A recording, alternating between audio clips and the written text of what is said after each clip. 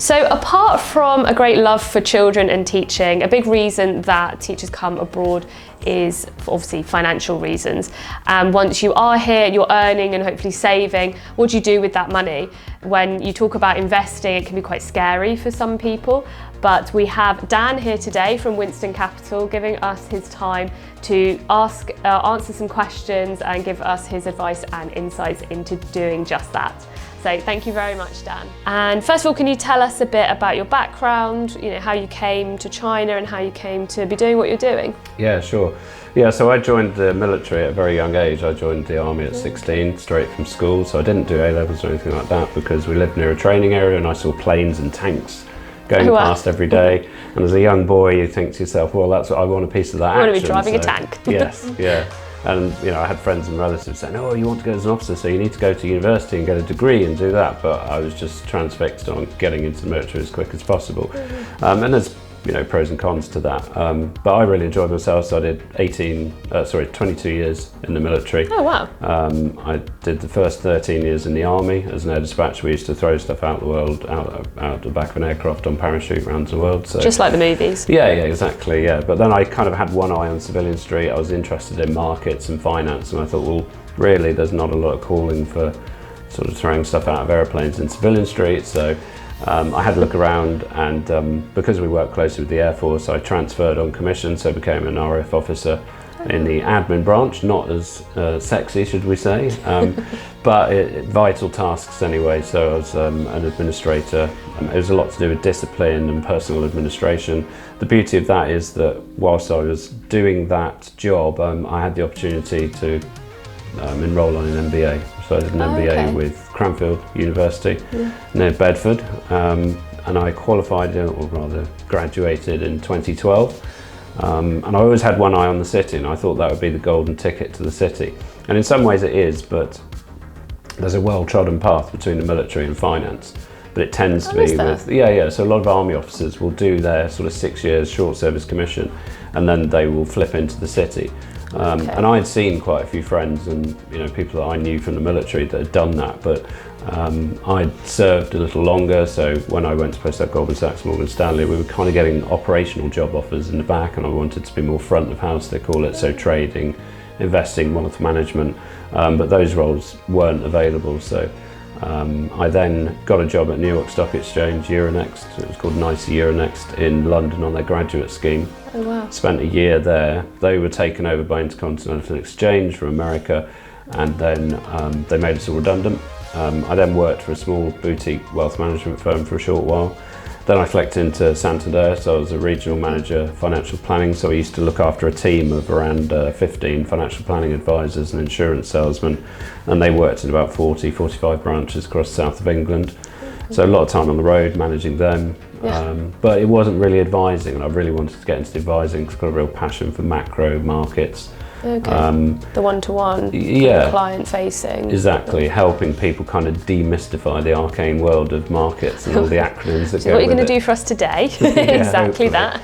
And it's not to debase it and say, keeping it simple, too simple. It's just that there's a lot of terminology. Like any job, I think, most jobs have all these arcane terminologies, and you're actually involved in that day to day.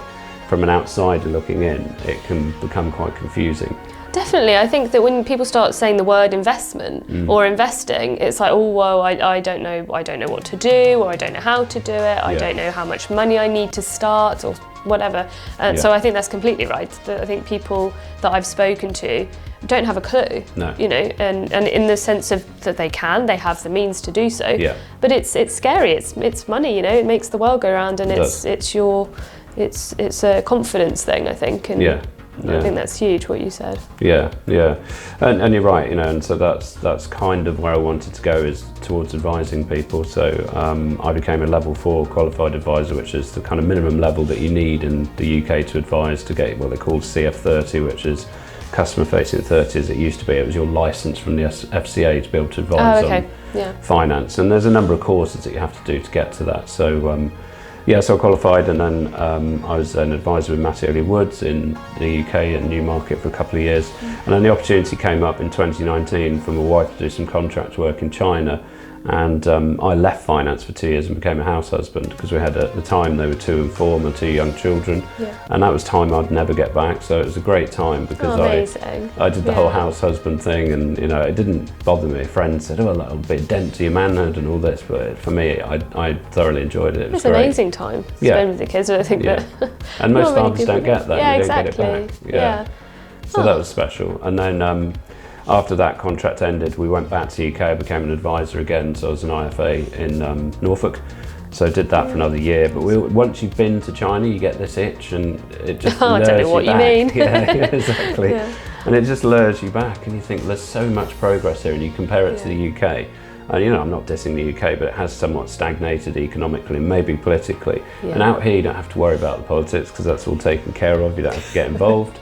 But this place is on a growth trajectory, and it has been for a number of years, and it might have slowed down a bit. They might have gone from 10% GDP down to about 5%, but there's still growth. There's cranes everywhere, there's excitement, there's buildings. One down there. There's all buildings down there. And you just don't see that in the UK so much. And I think when you go back to the UK, you see it through a different lens, and you think, actually, the most exciting and the safest place to bring up children at the moment, oddly, we feel, is China. So that's why we came back. And how long have you been with Winson Capital? So I've been with Winson coming up to a year. I started with them in, it was supposed to be April, but after we got visa faff sorted out, because I had a prior visa and I had to change it for some reason to come to Shanghai. So we arrived here actually in July. My first day of work was July last year. But that doesn't mean that I've only been advising that long. Obviously, I've got a long history in the UK of doing that as well. Okay, so first question, teacher has found a job with Totally Teach, hopefully, and they're coming over. What can they do to prepare before they leave their home country in terms of finances or pensions or things like that? Yeah, it's a great question. There's a number of things that people should set in place. You need to tell your local tax authority, for one, that you're moving overseas in the UK. That's a form P85. So you just indicate that you're going overseas, the date of your flight, and that informs them that you will no longer be resident in the UK. Another good thing to check is with your banks, to check that they're happy for you to remain a customer if you have an address overseas. So some credit cards, some banks will no longer allow you to be or hold an account with them whilst you have an address in China or other countries. So that's something worth checking, because it's very difficult to do that once you're here. Right. I would say another thing to look at is life insurance. Get that in place, because you're coming offshore. Most schools will have a health insurance policy in place, but they don't offer life insurance. Obviously, it's slightly riskier when you come overseas. They have different, road standards, different building standards, etc. And if you have liabilities of any sort, then you need to have life insurance. And that will cover you in the event of your death for any liabilities. So it's important for people with children, or people, say, with a mortgage or a partner, to cover those liabilities on death. The best way to do that as well is to have it put into trust, so that on death it goes into trust and it circumnavigates probate, so you don't have to wait as long for those funds to be paid out.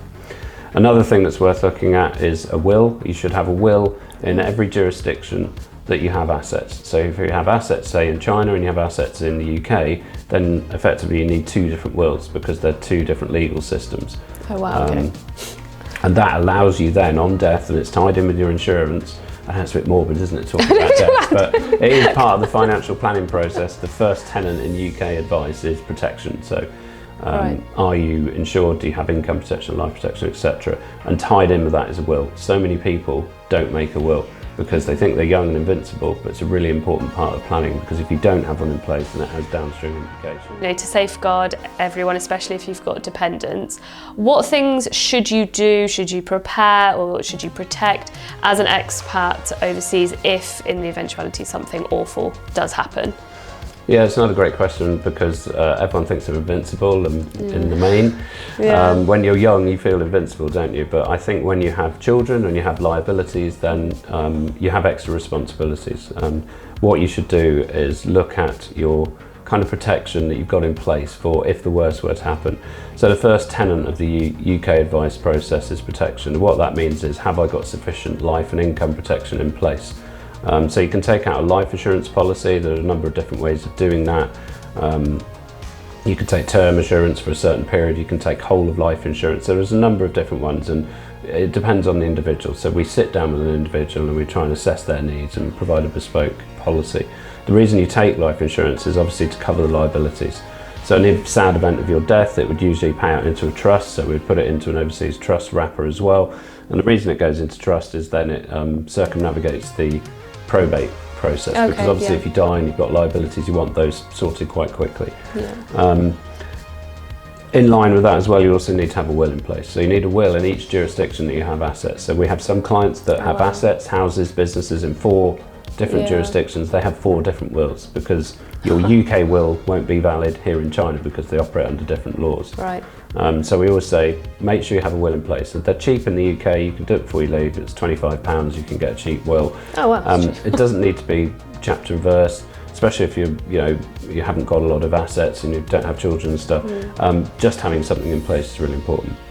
Something else that's overlooked is guardianship. So if you have children, in the sad event of both, say, parents dying, the state will then step in and take care of those children until the guardians that you've nominated in your will, that you've been diligent and pre-done, can come here and extract them and take them back into their care. Now, if you don't have a will in place, that creates problems, and it lengthens the amount of time, because then they've got to find family that are willing to take your children, and that's all part of the will process. You've got to sit down with family, and it's easier to do that when you're in the UK.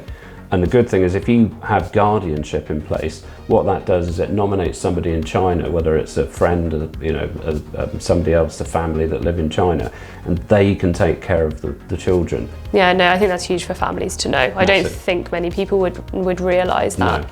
No. For the children, so I think that's invaluable. So I think another situation that occurs more often than not is you're working, you've got some savings here, you're enjoying it, you're fine, you're going to be in China for the next X amount of years. But where do you start?